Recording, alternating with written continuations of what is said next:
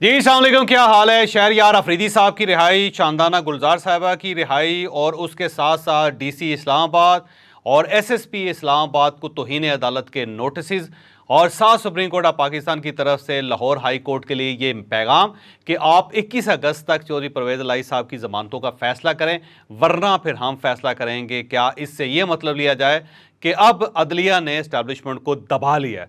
ये हम आपको आज के वीलॉग में बताएंगे। और मियां नवाज शरीफ साहब ने 15 सितंबर को पाकिस्तान वापस आने और आके जेल जाने का फैसला कर लिया है। वो जेल क्यों जाना चाहते हैं ये भी हम आपको आज के वीलॉग में बताएंगे। और इसके साथ साथ अपोजिशन लीडर, साबिक अपोजिशन लीडर राजा रियाज साहब ने पाकिस्तान मुस्लिम लीग नून ज्वाइन करने से इनकार कर दिया है और वो किस पार्टी में जाएंगे ये भी हम आपको आज के वीलॉग में बताएंगे। ऐसा महसूस होता है कि गवर्नमेंट के जाते ही एक वैक्यूम क्रिएट हुआ है और उस वैक्यूम को अदलिया ने फिल करना शुरू कर दिया है। आज भी अदलिया की तरफ से 3 दिलचस्प खबरें सामने आई और उन्होंने एक तहलका सा मचा दिया। पहली खबर जस्टिस बाबर सत्तार साहब की तरफ से थी। बाबर सत्तार साहब इस्लामाबाद हाई कोर्ट के जज हैं। उन्होंने आज शानदाना गुलजार साहिबा और शहरयार अफरीदी की ज़मानत मिली और साथ ही इन दोनों को आईजी इस्लामाबाद के हवाले कर दिया कि अब इनकी हिफाजत करना आपकी जिम्मेदारी है। और साथ ये भी ऑर्डर किया गया कि इन्हें अब किसी एमपीओ के तहत दोबारा गिरफ्तार नहीं किया जा सकता। और साथ उन दोनों से कहा कि आपने मीडिया और सोशल मीडिया पे किसी किस्म का बयान नहीं देना, लेकिन अब आप इस्लामाबाद के अंदर रहें और आपको कोई टच नहीं कर सकता। तो ये जो हुक्म था इसने खासा सरप्राइज़ कर दिया पूरे पाकिस्तान को। और इसके साथ ही जस्टिस बाबर सत्तार ने डीसी इस्लामाबाद और एसएसपी इस्लामाबाद को तौहीन अदालत के नोटिस देने का फैसला कर लिया। और उन्होंने ये पूछा इन दोनों से कि जब एक शख्स जेल के अंदर था यानी शहरयार अफरीदी, तो वो यहाँ से बैठ के बाहर बगावत कैसे फैला सकता था, अफरा तफरी कैसे फैला सकता था। तो इस पे डीसी इस्लामाबाद का ये कहना था कि हमारी जो आंखें और कान हैं वो एजेंसीज़ हैं और एजेंसीज़ ने हमें बताया कि अब ये बाहर अफरा तफरी फैला रहे हैं। तो उसके बाद सारे हमने फिर एमपीओ के तहत इन्हें जेल से रिहा होने के बाद गिरफ्तार कर लिया। ये भी एक नया एंगल यहाँ पे आया। और इसके साथ साथ सुप्रीम कोर्ट ऑफ पाकिस्तान की तरफ से आज एक डायरेक्शन दी गई है लाहौर हाई कोर्ट को और ये डायरेक्शन है चौधरी परवेज़ इलाही साहब से रिलेटेड कि चौधरी परवेज़ इलाही साहब के जो ज़मानत के केसेस हैं इन्हें 21 अगस्त तक हर सूरत ख़त्म किया जाए। और अगर ये इन केसेस का फ़ैसला नहीं होता तो सुप्रीम कोर्ट ऑफ पाकिस्तान फ़ैसला करेगी। और ये पूछा गया कि आखिर बार बार गिरफ्तार करके चौधरी परवेज़ इलाही साहब से आप हासिल क्या करना चाहते हैं और क्या चौधरी परवेज़ इलाही साहब इतने बड़े दहशतगर्द और इतने बड़े मुजरिम हैं कि उनसे पूरी स्टेट डर रही है। तो अब एक clear direction Lahore high court को भी दे दी गई है और मेरा ख्याल ये है कि 21 अगस्त को चौधरी परवेज़ इलाही साहब की रिहाई का हुक्म आ जाएगा। अब सवाल ये है कि ये गवर्नमेंट के जाते ही ये सब कुछ क्यों हो रहा है। मुझे महसूस ये होता है कि पहले गवर्नमेंट का एक बैरियर था, कहीं ना कहीं वज़ीर कानून किसी न किसी को इंगेज कर लेते थे, वज़ीर दाखिला किसी न किसी को इंगेज कर लेते थे, पर इसके अलावा वज़ीर-ए-आज़म साहब थे वो किसी न किसी को इंगेज कर लेते थे।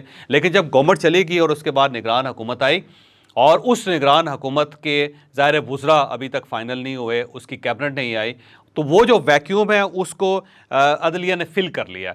अब अदलिया की तरफ से बाकायदा मेरा ख्याल है इस्टेब्लिशमेंट को दबाया जा रहा है और इस्टेब्लिशमेंट सरे दस है पिछले 2 दिनों में पसपाई इख्तियार करती हुई नज़र आ रही है।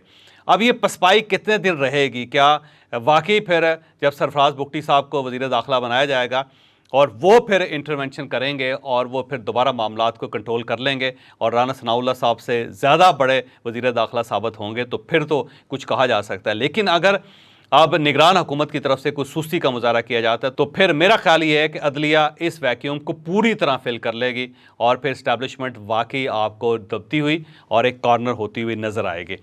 यहाँ पे एक बड़ा सवाल ये भी है कि अदलिया इतना देर इंतज़ार क्यों करती रही। मेरा ख्याल था कि शायद कौमी असम्बली की वजह से अदलिया का ख्याल ये था कि अगर हमने किसी जगह पे किसी मामले को कंट्रोल करने की कोशिश की तो फिर ये नया कानून पास कर देंगे और इस नए कानून की रोशनी में फिर इमरान खान साहब और उनके साथियों को रिलीफ देना इतना आसान काम नहीं होगा। तो शायद इस चीज़ का इंतज़ार किया गया और यूँ ही ये इंतज़ार पूरा हुआ, यूँ ही कौमी असम्बली ख़त्म हुई, गवर्नमेंट ख़त्म हुई, तो इस वैक्यूम को अदलिया ने फिल करने की पूरी कोशिश की। अब चीफ जस्टिस ऑफ पाकिस्तान रोज़ाना की बुनियाद पर सरप्राइज़ दे रहे हैं।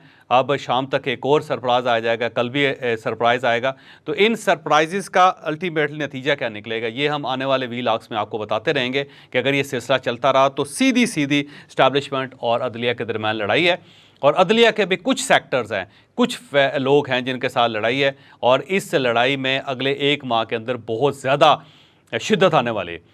और इस शिद्दत के आखिर में होगा क्या, ये ज़ाहिर एक बड़ा सवाल है जो इस वक्त पाकिस्तान के अवाम पूछ रहे हैं, क्योंकि इस सवाल के साथ पाकिस्तान की इकॉनमी नथी है। यूँ ही ये फैसले आ रहे हैं तो आप उसके बाद डॉलर्स की कीमत देख लें, फिर उसके बाद आप पाउंड्स की कीमत देख लें, फिर आप स्टॉक एक्सचेंज की सूरत हाल देख लें। तो अगर इस पोलराइजेशन में इजाफा होता है तो मेरा ख्याल ये है कि ये डॉलर 350 तक चला जाएगा, क्योंकि ज़ाहिर है इसको कंट्रोल करने वाले लोग अब मौजूद नहीं हैं। तो बहरहाल एक गंभीर सूरत हाल है। यहाँ पर मैं शानदाना गुलजार साहिबा और उसके साथ शहरयार अफरीदी साहब, इनको मुबारकबाद भी पेश करूंगा और इनके करैक्टर की तारीफ भी करूंगा कि जब पूरी पार्टी तितर बितर हो गई, वो पहला हल्ला बर्दाश्त नहीं कर सकी सरकार का, उस वक्त भी ये शहरयार अफरीदी ने करैक्टर का मुजाहरा किया। ये मुख्तलिफ अदालतों के अंदर ख्वार होते रहे, एक जेल से दूसरी जेल, और फिर बार बार जेल जाते रहे, लेकिन ये टूटे नहीं और इन्होंने खान का साथ छोड़ने से इनकार कर दिया। सेम इसी तरह शानदाना गुलजार साहबा, इनके ऊपर भी मसलसल केसेस बन रहे हैं और इनको भी इसी तरह बुलाया जा रहा है, गिरफ्तार किया जा रहा है, लेकिन इन्होंने भी करैक्टर का मुजाहरा किया। तो करैक्टर का जो मुजाहरा करने वाले लोग हैं, मेरा ख्याल है उनको अप्रिशिएट करना चाहिए। वो सही जगह पे हैं या गलत जगह पे, इसका फैसला तारीख को करना चाहिए, लेकिन जो शख्स या जो लोग मैदान के अंदर खड़े रहते हैं, मेरा ख्याल है उनको सलाम पेश करना हर पाकिस्तानी का फ़र्ज़ है और हमें ये सलाम पेश करना चाहिए। अगर हम PTI को देखें तो PTI के अंदर जो बहुत ज़्यादा चूरी खाने वाले लोग थे, वो सब पहले हल्ले में ही पार्टी का साथ छोड़ गए, जबकि वो लोग जो पुराने इनके नज़रियाती वर्कर्स थे या पुराने नज़रियाती लीडर्स थे, वो आज भी करैक्टर का मुजाहरा कर रहे हैं और इसमें KPK के लोग ज़्यादा हैं। तो मेरा ख्याल है KPK के लोग PTI के मामले में पंजाब से सबकत ले गए हैं। तो मैं इमरान खान साहब को और इनके साथियों को और वो तमाम लोग जिस वक्त भी करैक्टर का मुजाहरा कर रहे हैं उन सबको मुबारकबाद पेश करता हूँ कि अगर आपका मौक़िफ़ गलत भी है तब भी आपको बुरे वक्त में अपने लीडर को या अपनी पार्टी को नहीं छोड़ना चाहिए। अब हम मियां नवाज शरीफ की तरफ आते हैं। मियां नवाज शरीफ साहब 15 सितंबर को वापस आ रहे हैं। हमने इससे पहले भी एक वीडियो में जिक्र किया था कि मियां नवाज शरीफ साहब ने 15 सितंबर को आने का फैसला कर लिया है और वो आके अपने केसेस को फेस करेंगे, लेकिन पार्टी की तरफ से बहुत से लोगों ने कहा कि ये खबर झूठी है, गलत है। लेकिन कल जब मुर्तज़ा अली शाह की खबर आई और उसके बाद उन्होंने कोट किया कि हमने उनकी फैमिली के लोगों से कंफर्म किया और सबका ये कहना है कि मियां नवाज शरीफ साहब सितंबर के दरमियान में वापस आ जाएंगे, पाकिस्तान चले जाएंगे, तो उसके बाद इस खबर को मुसद्दका समझा गया। तो एक अजीब सी बात है, हमारी खबर को गैर मुसद्दका समझा गया और मुर्तज़ा अली शाह साहब जो मेरा दोस्त है, मेरा ख्याल है बहुत अच्छा इंसान है, उसकी खबर के ऊपर पाकिस्तान मुस्लिम लीग नून खामोश है। तो वो खबर वही है कि मियां नवाज शरीफ साहब आ रहे हैं और उन्होंने कहा है कि मैं आके हालात को फेस करूंगा। अब अगला सवाल ये है कि क्या मियां नवाज शरीफ साहब घर जाएंगे?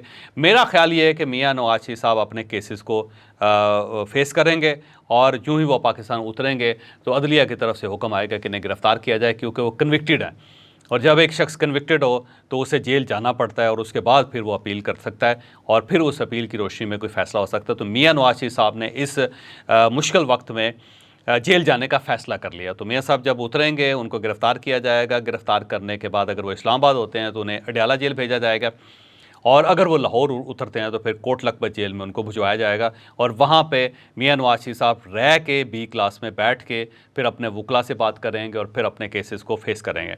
और जब केसेस का फ़ैसला हो जाएगा मियां साहब के हक़ में तो उसके बाद मियां नवाज शरीफ साहब इस्लामाबाद से एक जुलूस की शक्ल में, रैली की शक्ल में लाहौर जाएंगे और वहाँ से पाकिस्तान मुस्लिम लीग नून अपने इंतखाबी जलसों का आगाज़ करेगी, वो अपनी इंतखाबी कैंपेन शुरू करेगी। तो इस कैंपेन के लिए मियां नवाज शरीफ साहब का आना ज़रूरी है और इनका जेल जाना भी ज़रूरी है। और मियां नवाज शरीफ साहब आप जेल जाने के लिए तैयार हैं और ये उस सिलसिले को अपने उस सियासी सिलसिले को वहाँ से स्टार्ट करना चाहते हैं जहाँ इन्होंने ब्रेक किया था जब ये बीमारी की वजह से मुल्क से बाहर गए थे और उसके बाद इमरान खान साहब और उनकी पार्टी बार बार ये कहती रही कि कैसी बीमारी है कि जो लंदन जाते ठीक होगी। तो मियां नवाज शरीफ साहब की वापसी और उसके बाद सियासत को फिर ये वहीं से स्टार्ट करेंगे जहाँ से ये गए थे और इसके बाद ये फिर कैंपेन स्टार्ट करेंगे इस्लामाबाद से एक रैली की फॉर्म में, रैली की शक्ल में ये लाहौर जाएंगे और ज़्यादा इम्कान ये है कि इस्लामाबाद आएंगे ताकि यहाँ पे वकला से बात भी हो सके और यहाँ से इनके केसेस को फाइनल किया जा सके। तो मियां नवाज शरीफ साहब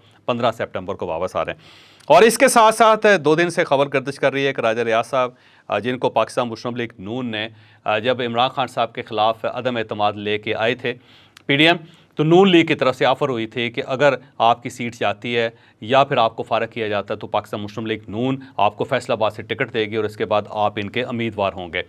तो राजा रियाज साहब इस यकीन दहानी पे इन्होंने एक रिवोल्ट की थी इमरान खान साहब के ख़िलाफ़ और ये जाके सिंध हाउस बैठ के थे। आपको याद होगा कि इनके साथ 23 लोग और थे और उन सब ने पीटीआई के खिलाफ बाकायदा बयान भी दिए थे और इंटरव्यूज़ भी दिए थे। राजा रियाज साहब का इंटरव्यू मैंने भी उस दौर में किया था। राजा रियाज साहब का कहना था कि मैंने पार्टी ऑलमोस्ट छोड़ दी है, अब मैं पाकिस्तान मुस्लिम लीग नून के प्लेटफॉर्म से सियासत करूंगा। तो राजा रियाज साहब उसके बाद अपोजिशन लीडर बने और वो पीटीआई को प्रेजेंट करते रहे। तो एक अजीब सी रिप्रेजेंटेशन थी कि वो पार्टी के अंदर हैं भी नहीं और वो उसकी नुमाइंदगी भी कर रहे हैं, और फिर वो ज़ाहिर गवर्नमेंट की जो पार्टीज़ हैं उनका हिस्सा हैं, नून लीग के वो टिकट लेना चाह रहे हैं और उसके साथ साथ वो अपोजिशन लीडर भी हैं। तो ये पाकिस्तान की पहली अपोजिशन थी जिसको अपोजिशन समझा नहीं गया, जो ऑलमोस्ट हुकूमत का हिस्सा थी। तो बहरहाल उस दौरान राजा रियाज साहब ने एतराज़ भी किया कि जब हमसे काम था तो हमें सर पे बैठाया गया था, अब हमें पहचानते भी नहीं। आपको याद होगा कि वो जो पहचानना था उसको पहचानते नहीं कह रहे थे, और बाकायदा फैसलाबादी लहजे में उन्होंने बहुत ज़्यादा एतराज़ किया था गवर्नमेंट पे और मियाँ शहबाज शरीफ पे और पाकिस्तान मुस्लिम लीग नून पे। लेकिन बहरहाल जब निगरान प्राइम मिनिस्टर की बारी आई तो फिर राजा रियाज साहब की अहमियत ज़ाहिर दोबारा पैदा हो गई, और फिर इनके साथ वज़ीर-ए-आज़म साहब ने बाकायदा मुज़ाकरात भी किए, मुलाकातें भी की, और फिर इनके कहने पे अनवारुल हक काकड़ साहब को प्राइम मिनिस्टर, निगरान प्राइम मिनिस्टर भी बना दिया गया। अब राजा रियाज साहब ज़ाहिर है वो भी साबिक हो चुके हैं, और साबिक होते हुए इन्होंने फ़ैसला कर लिया है कि अब मैं पाकिस्तान मुस्लिम लीग नून में नहीं जाऊँगा। अब इनके पास ऑप्शन क्या है? इनके पास दो ऑप्शन है। पहला ऑप्शन तो ये है कि ये इस्तेहकाम पाकिस्तान पार्टी में चले जाएँ, और दूसरा ऑप्शन ये है कि ये आज़ाद उम्मीदवार की हैसियत से इलेक्शन लड़ें। अब सवाल ये है कि इस्तेहकाम पाकिस्तान पार्टी में क्यों जाएंगे और आज़ाद क्यों इलेक्शन लड़ेंगे? ये चंद दिन देखेंगे कि अगर इस्टेब्लिशमेंट की तरफ से इस्तेहकाम पाकिस्तान पार्टी की बैकिंग की जाती है, उनके कंधे पे हाथ रखा जाता है, तो फिर ये फ़ौरन जहांगीर तरीन साहब के साथ मुलाकात करके पार्टी ज्वाइन कर लेंगे। लेकिन इन्हें किसी जगह अगर ये महसूस हुआ कि इस्तेहकाम पाकिस्तान पार्टी के पीछे इस्टेब्लिशमेंट नहीं है, तो फिर ये आज़ाद हैसियत से इलेक्शन लड़ेंगे। अब सवाल ये है कि आज़ाद हैसियत से इलेक्शन क्यों लड़ेंगे? उसकी वजह यह है कि आने वाले इलेक्शन में जो सबसे बड़ी कुव्वत बन के उभरेगी सियासी, वो आज़ाद उम्मीदवार होंगे, क्योंकि जितनी पॉलिटिकल पार्टीज़ हैं उन सब के पास कोई इंतखाबी स्लोगन नहीं है। पाकिस्तान मुस्लिम लीग नून महंगाई की कैसे बात करेगी? पाकिस्तान मुस्लिम लीग नून बेरोज़गारी की कैसे बात करेगी? पाकिस्तान मुस्लिम लीग नून और पाकिस्तान पीपल्स पार्टी मिल के डॉलर्स के बारे में कैसे बात करेंगे? और फिर ये सारी पार्टीज़ पीडीएम की मिल के IMF को गाली कैसे देंगे? तो जब ये इनके पास कोई नैरेटिव नहीं है, जब इनके पास कोई बयानिया नहीं है, तो फिर ये इलेक्शन किस बुनियाद पर लड़ेंगे? क्योंकि पाकिस्तान के अंदर रिकॉर्ड महंगाई है। इस वक्त आप बिजली की कीमतें देख लें, गैस की कीमतें देख लें, और ये जो निगरान हुकूमत ने एक पेट्रोल का बम फेंका है, उससे आप देख लें कि 290 रुपये पेट्रोल और 293 रुपये इस वक्त डीजल है पाकिस्तान में, और 17.5 रुपये और 20 रुपये इसकी कीमत बढ़ा दी गई है। तो पाकिस्तान के अवाम कैसे अफोर्ड करेंगे इसको? तो और इसी तरह IMF के साथ जो एग्रीमेंट्स किए हैं वो पीडीएम ने किए हुए हैं, और सब लोग अंडरस्टैंड कर रहे हैं कि ये पिछली गवर्नमेंट का किया जा रहा है। अब अगर लोगों के अंदर अंडरस्टैंडिंग है तो ये पार्टीज़ फिर पब्लिक में जाके वोट्स कैसे मांगेंगे? किस तरह ये कहेंगे कि वोट को इज़्ज़त दो? किस तरह ये कहेंगे कि महंगाई के ख़िलाफ़ हम मैदान में उतरे हैं? किस तरह ये कहेंगे कि बेरोज़गारी के ख़िलाफ़ हमने जिहाद का फ़ैसला कर लिया?